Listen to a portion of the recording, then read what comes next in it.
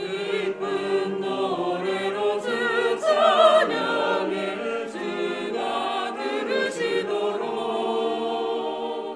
큰 소리로 주께 할렐루야 주께 찬양합니다. 모두 나와 한마음 들고 감사 찬송 드리며 모두 나와 한 분이신 주께 감사합니다.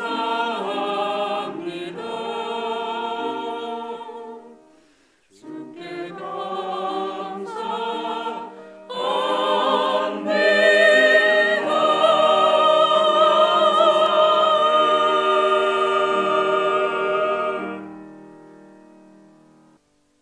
오늘 함께 볼 말씀은 골로새서 1장 13절에서 14절 말씀입니다. 골로새서 1장 13절에서 14절 말씀, 신약 324페이지입니다. 네, 다 찾은 줄 알고 13절 14절 말씀, 하나님 말씀 받습니다. 그가 우리를 흑암의 권세에서 건져내사 그의 사랑의 아들의 나라로 옮기셨으니 그 아들 안에서 우리가 속량 곧 죄사함을 얻었도다. 아멘. 오직 예수님, 예수 그리스도의 은혜와 평강이 여러분 삶 가운데 충만할지어다. 오늘은 추수감사 주일인데요. 여러분들 2022년도 여러 가지 일들이 있었던 것 가운데 그 시간 하나하나를 이렇게 살펴보시고 그 가운데 오늘 예배를 통하여 하나님께 영광 돌리고 감사를 드리는 귀한 시간이 충만할지어다. 오늘도 성삼일체 하나님께 감사와 경배와 모든 영광을 올려드리며 오직 예수님만 전하도록 하겠습니다.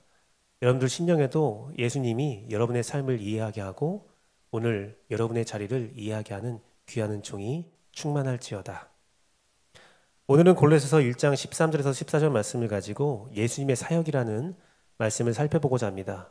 부제로는 우리가 감사해야 할 본질적인 은혜라고 제가 이름을 지었는데요.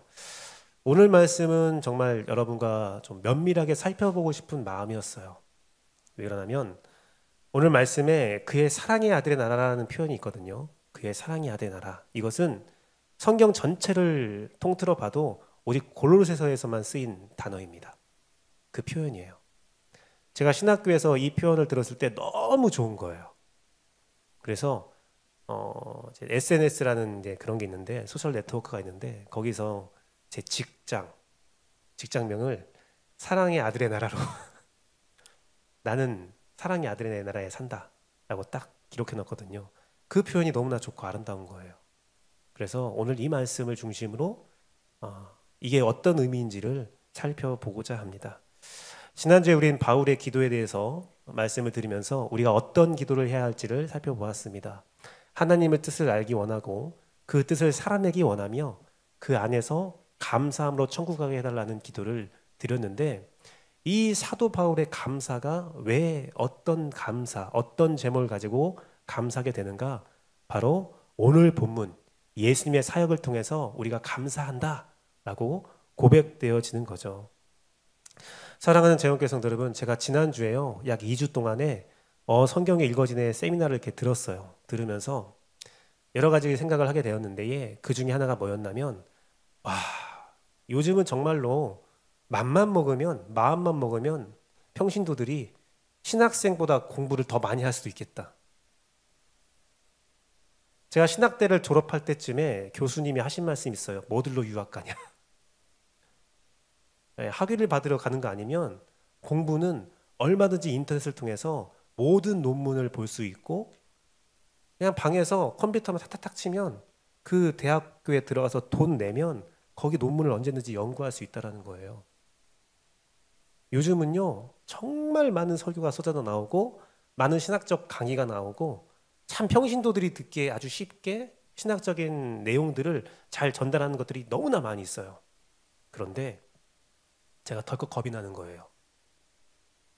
왜 겁이 나냐면 제가 그랬거든요. 신학교에 들어가기 전에 선교단체에서 공부하면서 많은 성경 공부를 하면서 신학을 받아들이면서 제가 신학은 필요 없지 않을까라는 생각하다가 신학교 갔다가 무릎을 딱 친 게 뭐였냐면 와, 질서가 있어야 되는 거구나.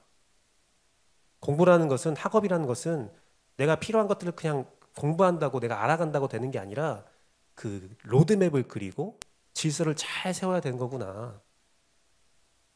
신학이라는 것이 그래요. 어떠한 딱 근본된 생각들이 딱 있는 상태에서 잘 세워져 나가야지 이것저것 다 섭섭하다 보면 그 안에서 충돌이 일어나고 그 안에서 우리는 신앙을, 그런 신앙생활을 할 수도 있겠다라는 걱정이 생겼어요. 사랑하는 재원교 성도 여러분, 이 시대에 많은 영웅들이 있었고 많은 위인들이 있었단 말이에요. 그런데요, 그 영웅들과 위인들의 가장 중요한 점이 뭔지 아세요? 그냥 일반 사람들과 영웅 위인들과의 차이점. 제가 볼 때는요, 그 안에 있는 강한 신념, 그 마음의 중심의 생각, 그 신념이 깨어지면요 모든 게 무너지는 거거든요. 근데 위인들은, 그 영웅들은, 이 시대의 영웅들은 그 굳은 신념 안에서, 굳은 믿음 가운데서 모든 문제들을 자기 나름대로 해결해 나가면서 살았다는 겁니다. 그래서 우리 기독교에서 가장 중요한 게 무엇이냐? 본질적인 믿음이에요. 그 본질적인 믿음은 무엇이냐? 예수님이 무엇을 했느냐? 우리가 무엇을 믿느냐? 우리가 무엇을 의지하며 살아야 되느냐? 그래서 오늘 말씀을 통해서 예수님의 사역을 이해하게 된다면 오늘 여러분들이 감사해야 할 본질적인 은혜가 무엇이냐? 내가 무엇을 감사해야 되느냐라는 것을 찾을 수 있다면 여러분들이 이 시대의 영웅으로, 강력하고 굳은 믿음으로 이 세상을 이겨나갈 수 있습니다. 오늘 감사주일이에요. 무엇을 감사할 거냐? 이 감사주일에 전국에서, 전 세계에서 감사의 주일을 지킬 때에 도대체 무엇을 감사해야 되느냐? 그것을 오늘 찾고 돌아갑시다. 예수님의 사역, 우리가 감사해야 할 본질적인 은혜 첫 번째는 무엇이냐? 흑암의 권세에서 건져내신 거예요. 그것은 바로 모든 어둠에서 우리를 구원해 주신 것이죠. 이 어둠에서 우리를 구원해 줬다라는 말을 들으면 한 가지 단어가 떠오르죠. 예수님이 우리의 빛이 되어 주셨다. 예수님 우리의 빛이시라. 13절 말씀 보니까 그가, 예수님이 우리를 흑암의 권세에서 건져내셨대요. 흑암, 어둠의 권세. 어떤 것을 말할까요? 어둠, 사람이 피할 수 없는 어둠, 가장 짙은 어둠, 무엇입니까? 죽음이죠. 죽음. 그런데 이것은 말할 때요, 단순히 육체적 죽음만 말하는 게 아닙니다. 영육혼의 모든 죽음을 말하는 거예요. 개인적인 죽음도 말하고 공동체적인 죽음도 말하는 거예요. 내가 육신은 건강하지만 영혼이 죽은 사람이 있어요. 마음이 죽은 사람이 있어요. 그 어둠에서도 건져주시는 겁니다. 개인적인 아픔도 있지만 공동체의 어둠도 있어요. 공동체에 드려진 어둠과 아픔이 있어요. 그것도 예수님께서 건져주시는 거예요. 예수님은 우리의 빛이시라.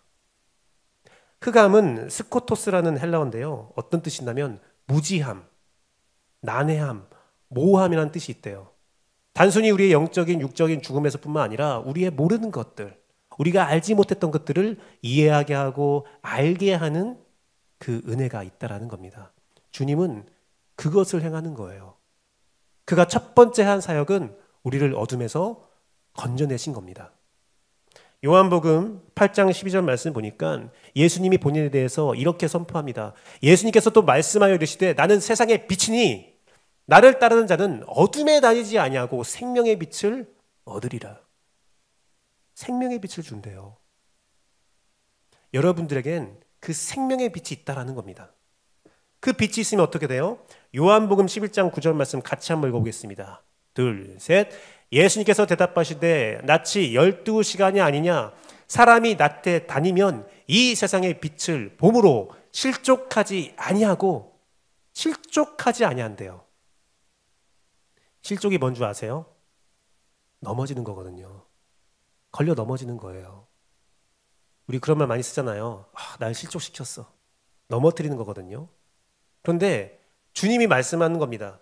나와 함께 있으면, 내 빛이 있으면 너희가 실족하지 않아, 넘어지지 않아. 왜요? 보이니까 넘어지지 않는 거예요. 볼 수 있으니까. 내 삶에서 안타까움이 있고 고통이 있고 어려움이 있고 이해되지 않기 때문에 그 미래가 어떻게 될지 알지 못하기 때문에 우리가 넘어질 수 있고 실족할 수 있어요. 실망할 수 있습니다. 우리의 끝도 알지 못하고 이것이 어떻게 될지도 알지 못하고 2022년도 생각하면 좋은 일도 있었지만 나쁜 일도 있었거든요. 왜 나에게 이런 일이 있는가? 왜 나에게 이런 슬픔이 있는가? 그런데요, 예수 안에서 그 삶을 돌아보니까 이해가 되기 시작하는 거예요. 아, 그렇구나. 나를 이렇게 인도하고 계시는구나. 나에게 이러한 일들을 행하시는구나. 이해가 되면 어때요? 실족하지 않아요. 주님이 그런 일을 하신다는 겁니다. 예수님께서 여러분의 삶의 면면의 모든 과정 가운데서 하나님의 뜻을 알게 하시고 그 뜻을 이해하게 하시고 여러분들을 넘어지지 않게 하시리라. 여러분들이 지금 삶에서 고민하는 것들, 근심하는 것들 다 주님께 맡기세요. 알게 하여 주옵소서. 주의 광명한 빛을 나에게 보여주옵소서. 그러면 어떤 일이 일어났냐? 요한일서 1장 7절 말씀입니다. 그가 빛 가운데 계신 것 같이 우리도 빛 가운데 행하면 우리가 서로 사귐이 있고 그 아들 예수님의 피가 우리를 모든 죄에서 깨끗하게 하실 것이다. 우리가 예수의 빛 가운데 있으면 서로 사귐이 있대요. 우리가요, 가장 어려운 사람이 누군 줄 아세요? 사람을 대할 때 인간관계에서 가장 어려운 사람. 도대체 그 안에 뭐가 있는지 모르는 사람. 도대체 어떻게 살지 모르는 사람. 제가 좋은 거야, 나쁜 거야. 얘가 지금 좋은 거야, 나쁜 거야. 자녀들도 그래요. 자녀들이 사춘기가 넘어가면요, 내가 알던 애가 아니야. 모르겠어. 뭘 좋아할지도, 지금 좋은 건지 나쁜 건지. 말로는 좋다고 하는데 나쁜 것 같기도 하고, 말로는 나쁘다고 하는데 좋은 것 같기도 하고, 도통 모르겠어. 그러면 사귐이 어떻게 돼요? 딱 맘쳐버리는 거예요. 만나기 싫고 대화하기도 싫고. 그런데 예수 안에 있으면 모든 게 다 드러나면서 서로 사귐이 있는 겁니다. 성도 간의 사귐이 있고 가족 간의 사귐이 있는 겁니다. 그리고 그 안에 있는 모든 어둠과 아픔들과 죄악들이 어떻게 돼요? 용서되는 겁니다. 이해가 되는 거예요. 사랑하는 재영교성도 여러분, 우리 빛 가운데 거합시다. 오늘 예수님의 사역이 여러분을 흑암의 권세에서 건져내기를 바랍니다. 모든 인생의 어려움 가운데서 빛이 되기를 바랍니다. 사랑하는 재영교성도 여러분, 매직 미러라는 게 있대요. 그게 뭐냐면 취조실 가면 유리가 있잖아요. 우리가 여러 가지 영화나 드라마나 매체를 통해서 다 알고 있어요. 이제 여러분들이 취조실에 들어가지 않기를 바라지만 혹시라도 취조실에 들어가서 거울이 있으면 그 너머에 많은 사람들이 지금 날 지켜보고 있구나 알 수 있거든요. 근데 그게 어떤 원리냐면 그 유리 두 개를 이렇게 붙여놓은 건데 매직 미러인데 밝은 곳에 있는 것만 보이는 거예요. 취조실은 밝게 만들어요. 그래서 거기가 거울처럼 비춰지는데 반사가 빛을 반사를 시키는데 그 빛사가 거울에 투과가 안 되니까 그 거울의 역할을 하게 되는데 만약에 형사들이 모여있는 그 지켜보는 관람 쪽에 있는 곳에 불이 딱 켜지면 어떻게 돼요? 그 뒤에 있는 사람들이 딱 보이는 거거든요. 제가 이 말씀 드리는 것은 이겁니다. 여러분 마음 가운데, 우리 마음 가운데요, 죄악된 어둠의 마음이 있고요, 나쁜 마음이 있고요, 예수님이 주시는 마음이 있어요. 선한 마음이 있어요. 그 빛은 어디를 향하고 있습니까? 여러분의 인생의 주인공은, 그 주인은, 왕은 누구입니까? 만약에 내 빛이 크다, 내 의가 크다, 내 생각이 크다, 사람의 생각이 크다, 죄의 생각이 크다, 그러면 사람들은 여러분에서 죄를 보는 거예요. 사람을 보이는 거고요. 그런데 내 안에 있는 예수님이 크다, 예수님의 광명한 빛이 비추고 있다, 그러면 사람들은 여러분 안에 있는 예수님을 봐요. 사랑하는 재영교회 성도 여러분, 내 안에 예수님의 빛을 키워나가십시오. 그 불을 절대로 꺼뜨리지 마세요. 그 어두운 성막에서 하나님께서 명령하신 것은 불을 꺼뜨리지 말라. 불을 끄지 않기 위해서 기름을 부어라. 마찬가지입니다. 우리 안에 있는 예수의 빛을 잃지 않게 해서 우리가 해야 할 것은 성령의 기름 부음을 끝없이 간구하고 기도해야 돼요. 사랑하는 재원교회 성도 여러분, 이 세상은 여러분에게 있는 그 성령의 빛을, 예수님의 빛을 끌려고 무단히 노력합니다. 바람 불고요, 여러분들 흔들고요, 아주 힘들게 해요. 그럴 때에 우리 서로 사귀면서, 우리 서로 위로하면서, 서로의 힘이 되어주면서 성령 충만을 위해서 기도하고 여러분 안에 있는 예수의 불빛을 꺼뜨리지 맙시다. 재원교회 가운데 예수님의 광명한 빛이 충만할지어다. 그게 예수님의 첫 번째 사역이에요. 우리를 비춰주는 것, 우리를 밝게 하는 것, 우리를 모든 어둠에서 건져내는 것. 두 번째 사역이 무엇입니까? 사랑의 아들의 나라로 옮기셨대요. 예수님의 사랑 안에 살게 하는 거죠. 예수님의 세계, 예수님의 나라에 살게 되는 겁니다. 우리는요, 우리의 시민권은요, 어둠의 나라가 아니라 이제 예수의 사랑의 나라예요. 사랑받는 나라. 13절 말씀 보니까 그의 사랑의 아들의 나라로 옮기셨다. 자, 사랑의 아들이 누구죠? 우리 예수님이죠. 그런데 이 말은요, 두 가지 의미가 있어요. 우리를 예수님의 세계에 옮기셨다라는 말도 있지만 우리가 사랑의 아들이 되었다라는 뜻도 있어요. 사랑하는 재원교회 성도 여러분, 이 옮기셨다라는 단어는 메디스템인데 바꾸다라는 뜻이 있대요. 여러분이 이젠 있던 곳이 어둠과 죄악의 세력과 흑암의 권세였다면 이제 완전히 여러분의 서 있는 곳을 바꾸신 거죠. 옮겨두신 거예요. 그런데 이 메디스테미에는 숨겨진 뜻이 하나 있습니다. 뭐냐면 원래 있던 장소에 있게 하다라는 뜻이 있대요. 우리 애들 청소시킬 때 그러잖아요. 제발 부탁이야, 있던 장소에 있었으면 좋겠어. 예, 저희 집이요, 저희 가정이 TV를 가끔 보는데 거의 안 보다가 그래도 꼭 주일날 저녁에 사역 마치고 온 가족이 모여서 TV를 한번 보거든요. 그때마다 리모컨을 찾아요. 아니, 일주일에 한 번 딱 보는데 리모컨이 어디가 있는 거야 맨날. 리모컨을 찾다가 한참 찾다가 못 찾으면 화가 나고 하다가 찾으면 한마디 합니다. 제발 부탁이니까 리모컨 있던 자리에 놔. 지금요, 예수님께서 하신 두 번째 사역, 여러분을 사랑의 아들의 나라로 옮기셨다. 이것은 너희가 원래 있던 곳이 거기야 라고 말하는 거예요. 우리는요, 하나님의 형상으로 창조됐거든요. 하나님께서 그것을 회복시켜 준다는 겁니다. 새로운 나라가 아니에요. 내가 원래 있어야 할 것. 그 말은 무엇입니까? 이 세상 사람들이 여러분에 대해서 여러 가지 말을 할 수 있어요. 내 삶을 통해서 여러 가지 말들을 할 수가 있어요. 그런데 하나님이 바라보는 여러분은 뭐예요? 내 사랑하는 아들, 나의 자녀, 하나님의 형상, 넌 그런 존재야 라고 하나님이 말씀하고 있는 겁니다. 우리가 새로운 나라로 가는 게 아닙니다. 우리의 본향으로 가는 거고요, 우리가 원래 있어야 할 곳으로 돌아가는 것뿐입니다. 마가복음 1장 11절 말씀 보면 예수님에 대해서 하나님께서 내 사랑하는 아들이라 라고 선포를 하세요. 내 사랑하는 아들이고 내가 기뻐하는 자다. 이 똑같은 말이 여러분에게도 울려 퍼질지어다. 하나님이 여러분에게 하는 말은 너는 내 사랑이야, 너는 내 기쁨이야.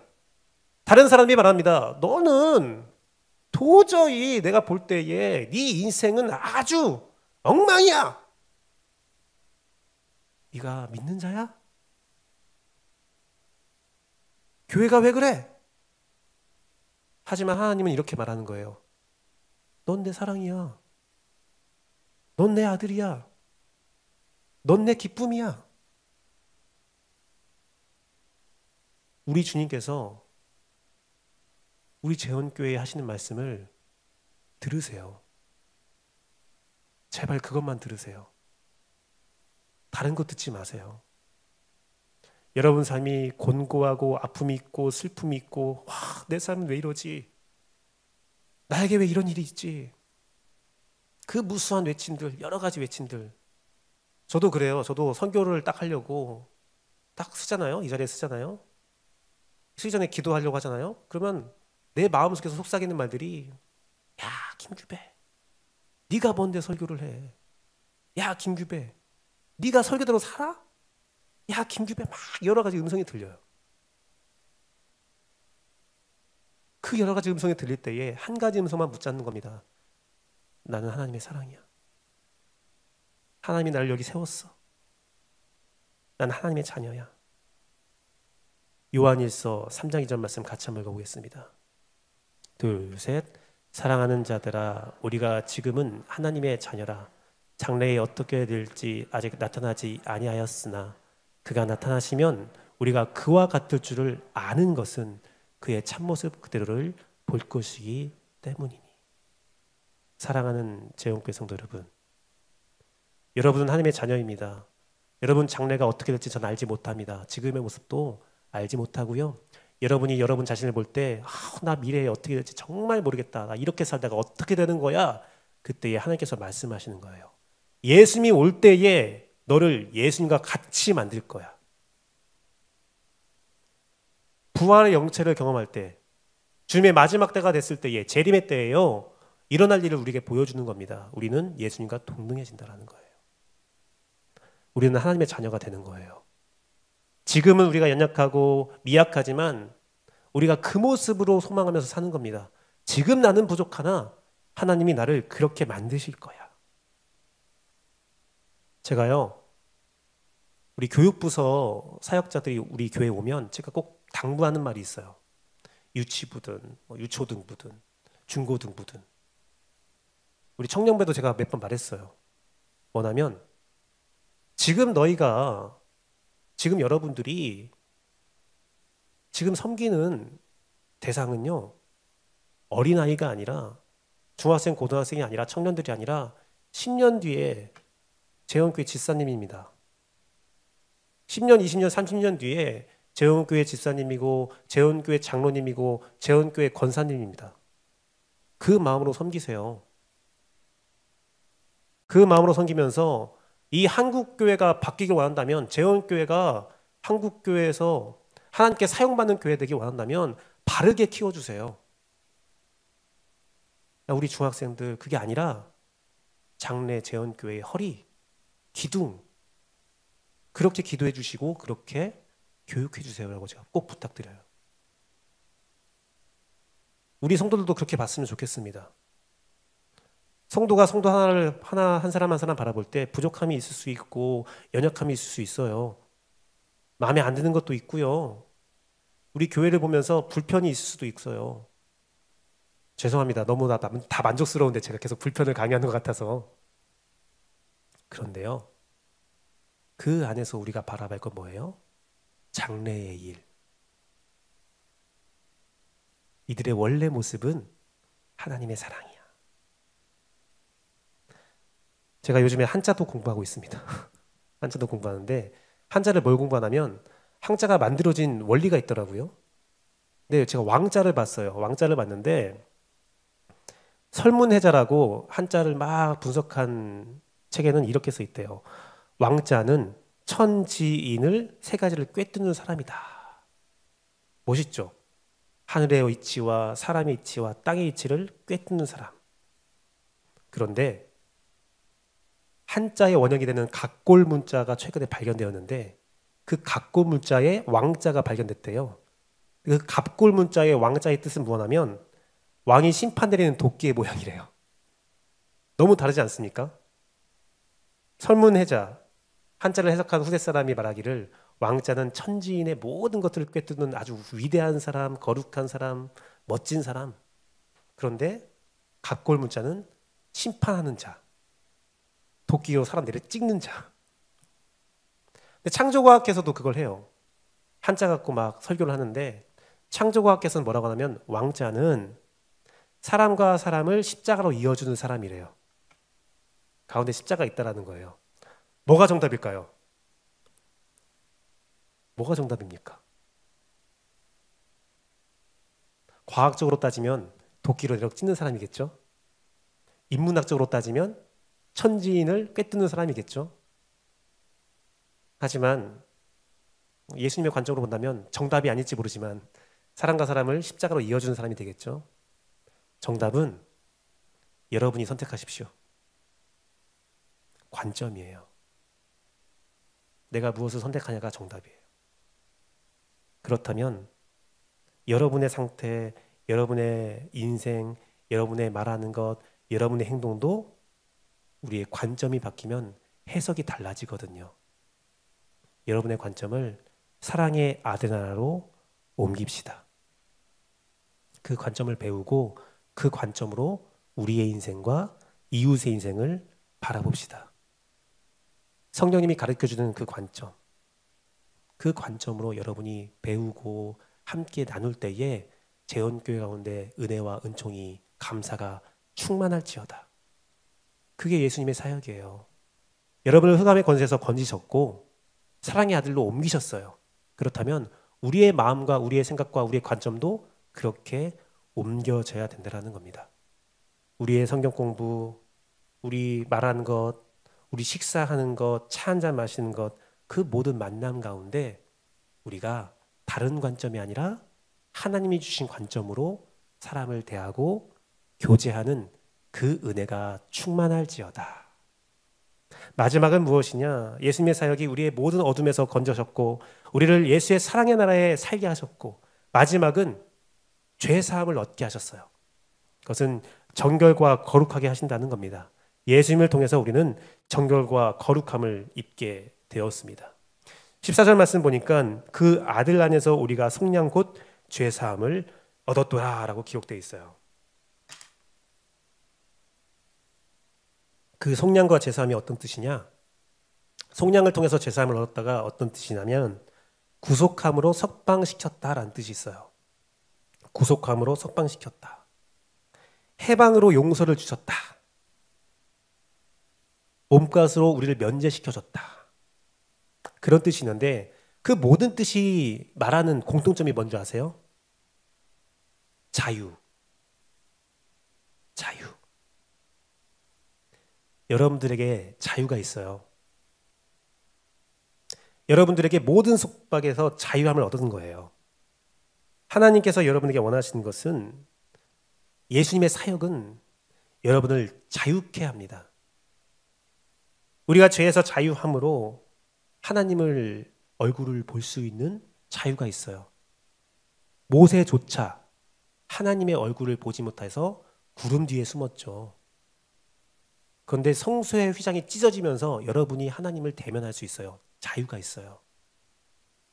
여러분을 속박하는 모든 어둠과 모든 아픔들에서 자유함을 얻었습니다. 여러분 자유해요. 누가 여러분의 인생을 규정하겠습니까? 누가 여러분의 인생을 휘어잡고 있겠습니까? 주님이 내 안에 빛이 되셨는데 주님이 나를 사랑의 아들로 바꾸셔서 옮기셔서 나의 하나님의 형상에 회복되어서 내가 하나님의 자녀가 되었는데 무엇이 여러분을 속박할 수 있겠습니까? 자유하십시오. 그 자유가 있으니 감사할 수 있는 겁니다. 로마서 3장 25절 말씀에서 예수님의 희생을 통해서 우리에게 주신 자유가 있어요. 이 예수님을 하나님이 그의 피로써 믿음으로 말미암는 화목제물로 세우셨으니 이는 하나님께서 기 참으시는 중에 전에 지은 죄를 간과하심으로 보지 않겠다라는 뜻입니다. 내가 보지 않겠다. 너의 죄를 보지 않겠다. 예수님의 희생으로, 십자가 희생으로 더 이상 너는 죄인이 아니야. 히브리서 1장 3절 말씀에 예수님의 사역이 어떻게 보여지냐면 이는 하나님의 영광의 광채시요 그 본체의 형상이라 그의 능력의 말씀으로 만물을 붙드시며 죄를 정결하게 하는 일. 죄를 정결하게 하셨다. 그 일을 하시고 십자가의 형벌을 통하여 십자가의 보혈의 피를 통하여 우리를 깨끗하게 하신 다음에 하늘에 올라가셨다. 그런데 이 말씀에 우리가 또 기억해야 할 꼭 말씀이 있어요.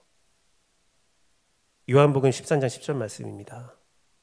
예수님께서 이르시되 이미 목욕한 자는 발밖에 씻을 필요가 없느니라. 온몸이 깨끗하니라. 너희가 깨끗하나 다는 아니니라. 이 말씀이 뭐냐면 세족식의 말씀이거든요. 그런데 이 말씀을 우리가 어떻게 해석하냐면 다는 아니다라는 말에 제자들 다 깨끗한데 유다는 깨끗하지 않아라고 해석하시는 분이 있어요. 그런데 그건 잘못된 해석입니다. 이게 어떤 뜻이냐면요, 베드로가 말하는 거거든요. 발을 씻겨준다고 하니까 베드로가 목욕시켜주세요 하니까 너는 목욕할 필요가 없어, 발만 씻으면 돼 라고 말하는 거거든요. 한국적인 정서로 보면 이해가 안 되는데 유다의 정서로 보면 이해가 되는 말씀입니다. 뭐냐면 유다 사람들은 길거리에 죄가 돌아다닌다고 믿었어요. 내가 죄를 저지르지 않아도 내가 그냥 길거리에 돌아다니면 발에 온갖 죄가 묻어 나온다라고 믿었어요. 그래서 거리를 돌아다니다가 그 발에 묻은 온갖 죄악들을 집 안으로 갖고 오면 안 되는 거예요. 집에 들어올 때는 발을 씻었어요. 그래서 그게 그냥 깨끗하게 발 씻어라, 더러우니까 씻어라가 아니라 이 세상에 있는 그 악한 것들이 너에게 묻어 있으니까 그것을 씻어라 라는 뜻이에요. 그래서 신발대 묻는 것도 못하고 발을 씻는 거 절대 안 된다. 그 신발을 만지는 사람, 발을 만지는 사람이 가장 비천한 죄인, 비천한 노예가 만지는 거거든요. 그래서 근데 목욕은 무엇이냐? 이스라엘 사람들은요, 그 세례, 침례 의식을요 수시로 했어요.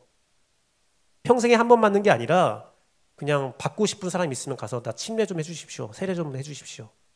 근데 세례가 뭐예요? 우리는 관수례를 하는데 원래 세례는 침례잖아요. 그 사람 몸을 온전히 물속에 집어넣는 행위잖아요. 그게 목욕이라는 거예요. 베드로가 말하는 겁니다. 발 씻어주지 마시고, 예수님은 권세가 있으신 분인데 나의 스승인데 왜 발만 씻습니까? 그 추악한 짓을 왜 합니까? 나를 세례를 주세요. 차라리 나 침례 받겠습니다. 오늘 나는 예수님 존경하니까 침례 주세요, 세례 주세요 라고 요청하는 거거든요. 근데 예수님께서 말씀하시는 거예요. 세례 받은 사람 너 목욕할 필요가 없어. 하지만 뭐예요?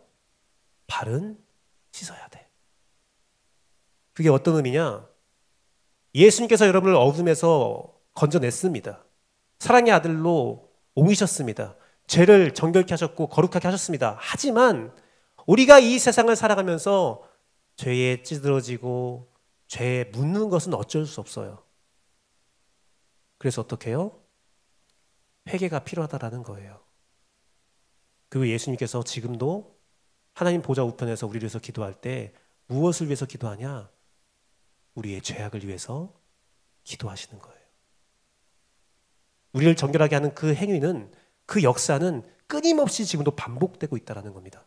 사랑하는 재원교회 성도 여러분, 믿는 사람이 왜 그러냐? 왜 내 안에 있는 악독함이 사라지지 않을까? 내 안에 본성이 아직도 남아있을까? 내가 순간순간 실수합니다.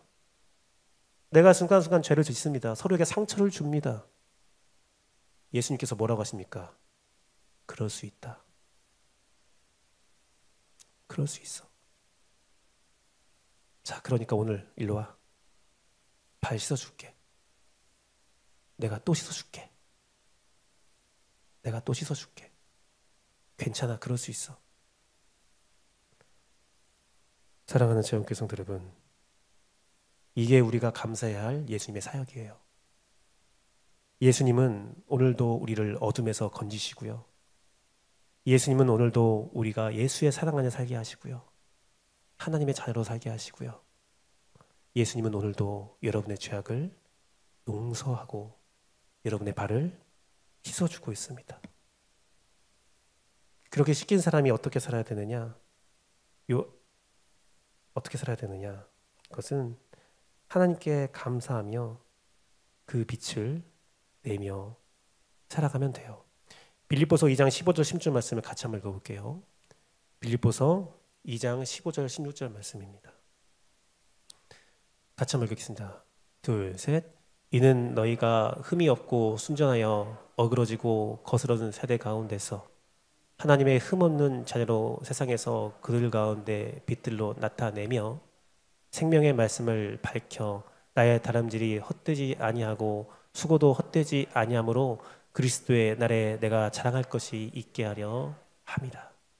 우리가 그런 사역을 받았다면, 그걸 감사하다면 여러분이 누군가의 빛이 되어서 그도 흑암의 권세에서 건지고 그도 하나님의 사랑의 나라로 옮겨지고 그도 오늘 정결함을, 거룩함을 입게 하면 됩니다. 우리가 그렇게 하는 거예요. 사랑하는 재훈교회 성도들, 말씀을 맺도록 하겠습니다. 사진 하나 보여주시겠어요? 자, 여기 어디냐? 미국의 뉴욕입니다. 뉴욕이에요. 전 세계 중심이라고도 말하고 가장 화려한 도시라고도 말합니다. 근데 그 뉴욕 중심에 큰 정원, 큰 파크, 센트럴 파크라고 하는데요. 공원이 구성되어 있습니다. 처음에 뉴욕시를 설계하는 도시 설계자가 이 공원을 계획하지 않았어요. 빽빽한 빌딩들, 좋은 구조물들을 계속 설계를 하고 있었어요. 근데 한 정신병원 원장이, 의사가 그에게 말한 겁니다. 이보시오. 당신이 만약에 뉴욕의 중심에 공원을 설계하지 않으면 5년 뒤에 똑같은 크기의 정신병원을 세워야 합니다. 이 뉴욕시의 중심에, 이 공원에 치유의 장소가 없으면 여기에 모여있는 뉴욕 시민들은 다 정신병 걸린다는 거예요. 그 말 듣고 퍼뜩 정신 차려서 공원을 설계했다고 해요. 김창욱이라는 강연자가 있잖아요. 그 강연자가 이것을 보고 이렇게 말했어요. 모든 사람에게는 휴식 공간이 필요하다. 공원이란 것은 자기의 옷을 벗는 곳이다. 나이와 지위와 모든 것을 벗고 햇빛을 받는 곳이 공원이다. 공원에 있는 사람을 누가 신경 쓰겠어요? 모든 신경에서 벗어나서 햇빛을 받는 곳이 공원이다. 그러면서 이런 말을 합니다. 바쁜 사람일수록 마음의 중심에 공원이 필요하다. 그럼 마음의 중심이 무엇이냐? 마음의 중심의 공원이 무엇이냐?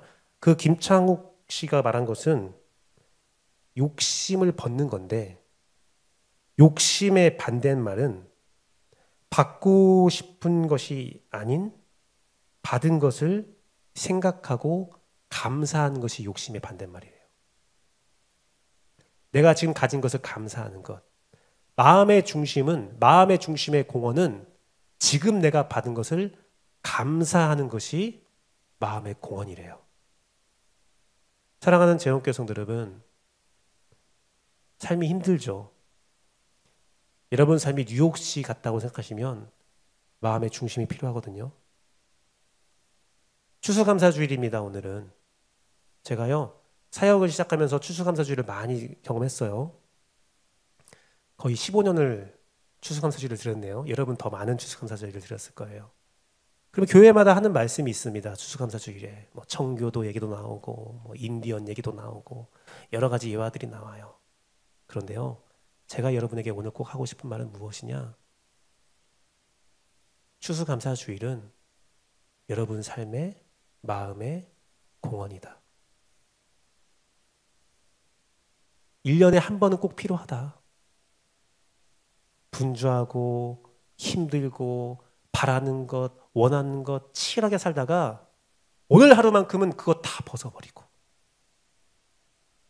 내가 받은 것을 감사하며 오늘 하루만큼은 내 지위와 내 생각 다 벗어버리고 나만의 공원에 가서 주님의 빛을 받는 시간.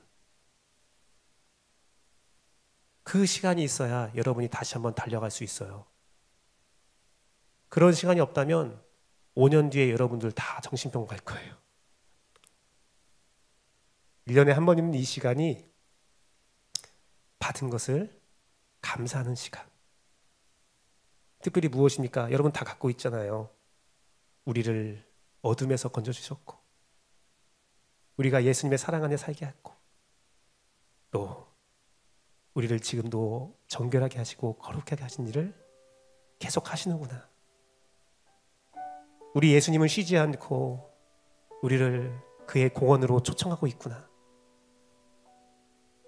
그것을 감사하면 언제든지 여러분은 마음의 공원에 들어가서 치유받을 수가 있습니다. 우리의 모든 삶은 은혜와 평강이 넘칩니다. 사랑하는 재원교회 성도 여러분, 오늘 말씀을 통해서 예수님의 사역을 알게 되었다면, 우리가 감사해야 할 본질적인 은혜를 알게 되었다면, 우리 그 은혜 가운데 예수의 빛 가운데 나아갑시다. 그리고 참된 평안을 얻고 감사함을 회복합시다. 그러함으로 여러분이 다시 한번 일어날 수 있는 강한 힘과 능력과 의지가 충만할지어다. 우리 함께 찬양하고 기도하도록 하겠습니다. 그가 오신 이유.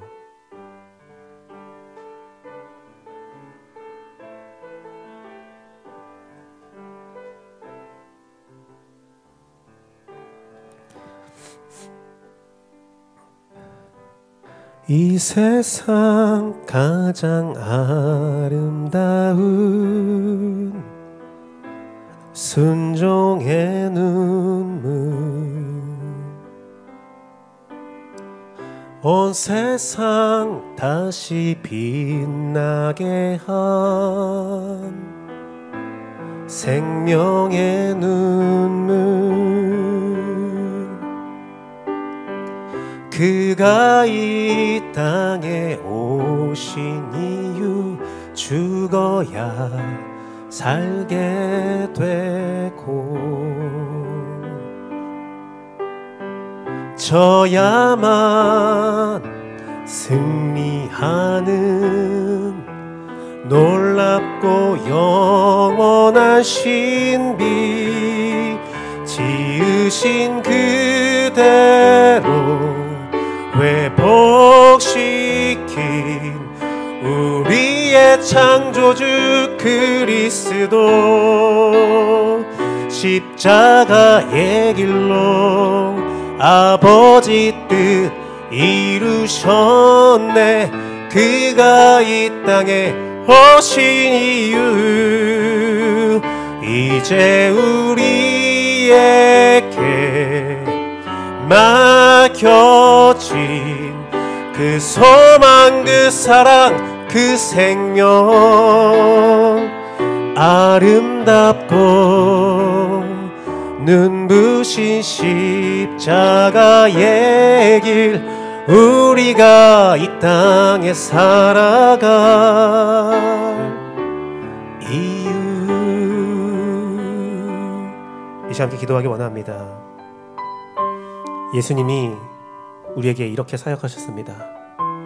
우리를 모든 어둠에서 구하셨고 예수 그리스도의 사랑 안에 살게 하셨습니다. 그리고 끊임없이 우리의 죄를 정결케 하시고 우리를 거룩하게 하셨습니다. 그렇기 때문에 우리는 오늘 예수의 빛을 이 세상에 밝힐 수 있습니다. 사랑하는 재원교회 성도 여러분, 오늘의 예배가 여러분의 마음의 공헌 되길 원합니다. 치유함이 있고 다시 한번 회복하는 역사가 있기를 원합니다. 이 감사절이 의미 없는 걸 감사하는 것이 아니라 본질적인 은혜를 감사하며 주 안에 살아갈 힘을 얻는 귀한 역사가 충만할지어다. 시간 다 함께 말씀 가지고 기도하도록 하겠습니다.